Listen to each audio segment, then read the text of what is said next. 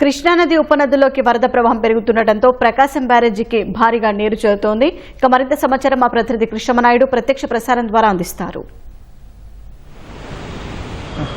మోంతా తుఫాను ప్రభావంతో తెలంగాణ వ్యాప్తంగా భారీ వర్షాలు కురుస్తున్నాయి. తెలంగాణ బార్డర్లో ఉన్నటువంటి ఆంధ్రప్రదేశ్కు ఉన్నటువంటి ప్రాజెక్టులకు పెద్ద ఎత్తున నీరు వచ్చి చేరుతుంది. ఈ నీరు వచ్చి చేరడంతో ప్రకాశం బ్యారేజీకి భారీగా నీరు వస్తుంది. నీరు వస్తుండడంతో ప్రస్తుతం ప్రకాశం బ్యారేజీలో ఉన్నటువంటి 69 గేట్లను 5 అడుగుల మేర ఎత్తి నీటిని సముద్రంలోకి విడుదల చేస్తున్నారు. ఇటు కృష్ణా జిల్లా వ్యాప్తంగా మోంతా తుఫాను ప్రభావంతో గత 2 రోజులుగా భారీ వర్షాలు కురిశాయి. దీంతోనే కృష్ణా నదికి ఉన్నటువంటి ప్రకాశం బ్యారేజ్ దగ్గర ఉన్నటువంటి ప్రధాన కాలువలకు పూర్తిగా నీటి నిలిపివేశారు. కారణం ఆయా ప్రాంతాలలో ఉన్నటువంటి అన్ని నియోజకవర్గాల్లో కూడా ఉన్నటువంటి పంటలు వేసినటువంటి రైతులకు కొంత పంట నష్టం జరిగింది. ఆ ప్రాంతాల్లో నిండుగా నీరు పొలాలలో ఉండడంతో పూర్తిగా కెనాల్స్కి నీటిని ఆపివేసినట్లు జలవనరుల శాఖ అధికారులు చెప్పారు. ప్రస్తుతం ప్రకాశం బ్యారేజీలోకి తాజా సమాచారం ప్రకారం 2 లక్షల క్యూసెక్కుల నీరు వచ్చి చేరుతుంది. ఇది సాయంత్రానికి దాదాపు 6 లక్షల క్యూసెక్కులు చేరేటువంటి అవకాశం ఉందని కూడా జలవనరుల శాఖ అధికారులు అంచనా వేశారు.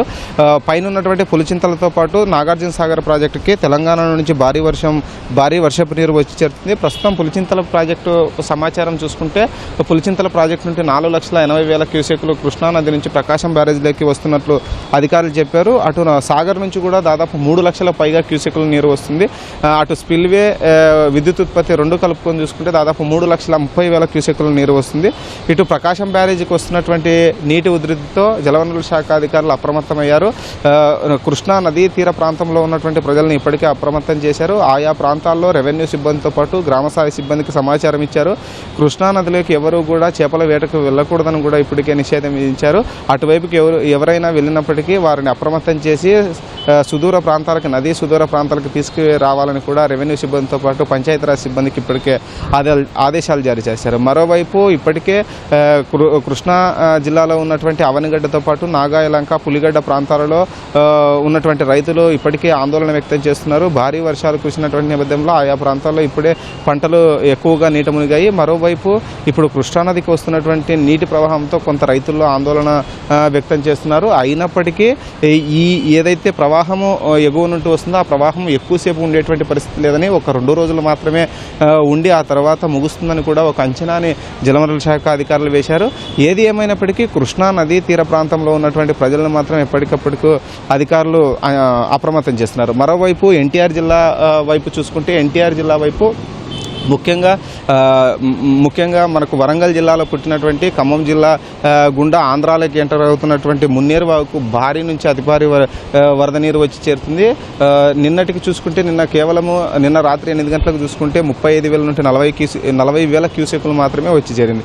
ఈ రోజు ఉదయానికి దాదాపు 1,00,000 క్యూసెక్కులు చేరింది. ఇది మరింత పెరిగి దాదాపు 2 లక్షల క్యూసెక్కులకు చేరుకునేటువంటి అవకాశం ఉందని కూడా చెప్తున్నారు. ముఖ్యంగా పెనుగంచిప్రోలు, వచ్చవాయి, పెనుగంచిప్రోలు, నందిగామ, కంచికిచర్ల, చందర్లపాడు మండలాల గుండా ఇది వస్తూ కృష్ణానదిలోకి ప్రకాశం బ్యారేజీ ముందు వైపున కలుస్తుంది.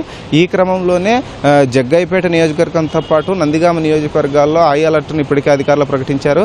నిన్న రాత్రి కూడా స్థానికంగా ఉన్నటువంటి నందిగామ ఎమ్మెల్యే తంగిరాల స్వామితో పాటు ఆర్డీఓ బాలకృష్ణ అక్కడ పరిస్థితులను పర్యవేక్షించారు.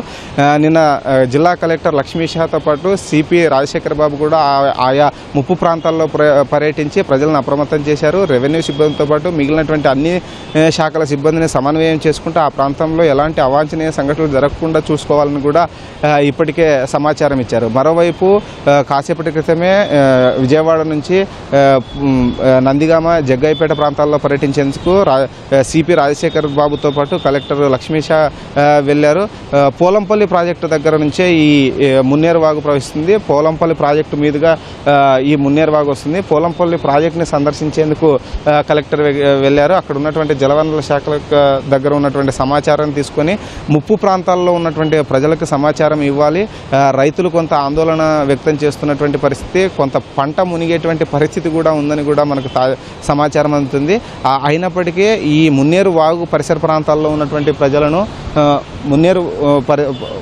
ప్రజలను అప్రమత్తం చేసి రైతులను రైతులను అప్రమత్తం చేసి ఆ ప్రాంతాలకు వెళ్లకుండా చేయాలని కూడా ఇప్పటికే అధికారులకు సూచన చేశారు. ఓవరాల్గా చూసుకుంటే ప్రస్తుతం మోంతా తుఫాను ప్రభావం తెలంగాణలో అత్యధికంగా ఉంది. పూర్తిగా మన రాష్ట్రం గుండా మోంతా తుఫాను అయితే తొలగిపోయింది.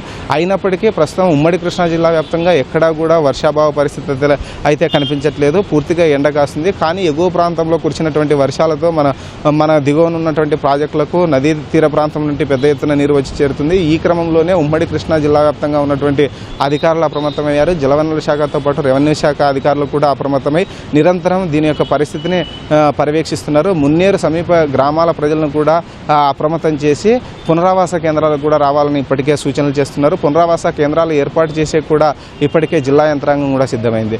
ఇది ఇక్కడ ఉన్నటువంటి తాజా పరిస్థితి. కెమెరామెన్ స్వామితో కృష్ణంనాయుడు, ఈటీవీ న్యూస్, విజయవాడ నుంచి.